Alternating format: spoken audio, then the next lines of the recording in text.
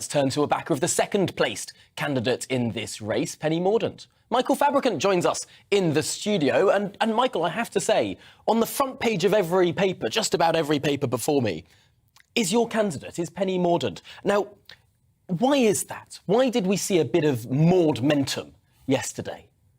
I think it's because not only is Penny Mordaunt very popular in the parliamentary party and not tainted, if you like, by the tax policies which have just gone through. I think that's actually Rishi's weakness, sadly. I mean, I understand why Rishi had to be tough, but that's the hurdle he has to overcome. You know, he's already got history and very, very recent history.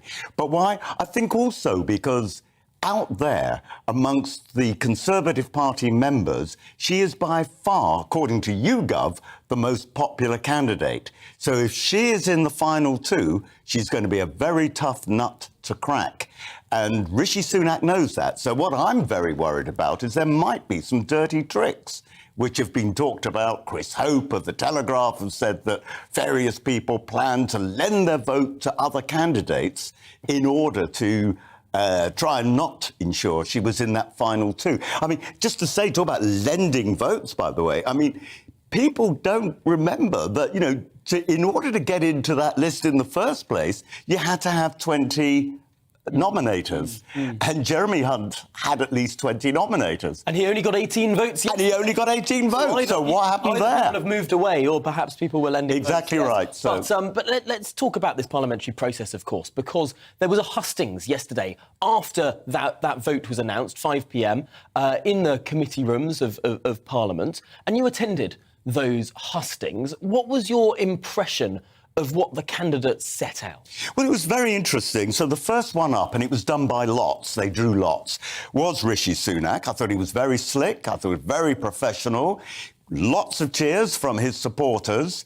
But as I say, slightly tainted by the fact that he'd already been Chancellor, so some of the promises he was making, it went through many people's minds, well, if that's the case, why hadn't you done it already?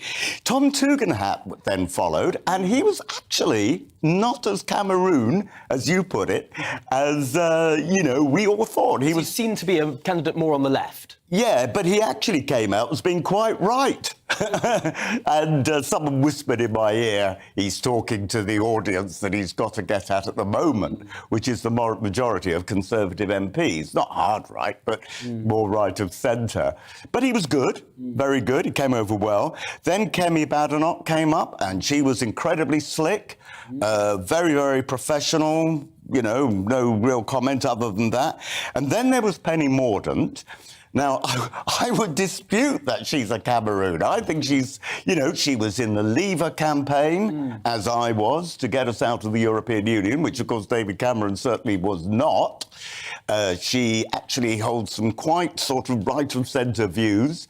But like me, she's a social libertarian. And, you know, is that bad in this day and age? We're 2022, for God's sake. No, it's quite interesting. I suppose the pitch there, perhaps, that Conservative Party members are worried about, particularly in these blue wall seats where the Lib Dems are doing better, perhaps that is a compelling part of the case. But I suppose there is some worry amongst some MPs. If you look at the list of backers, if you look at the list of people supporting Penny Mordaunt, a lot of those people are people who were very critical of Boris Johnson. A lot of those people are people who have been seen to be more on the left of the Conservative Party. Now, what does that say about Penny herself? Can we really pin her down ideologically? Well, you know, I went out last night to Greenwich, and I went with a friend of mine who is another Conservative MP. He's not on that list. I know it was a surprise to me that he's backing Penny Mordaunt. And because he's not on any list, fascinating that he received phone calls from Dominic Raab. He got phone calls from Mel Stride, all people in the Rishi Sunak campaign, desperate for more votes. I think they're worried. But the point is that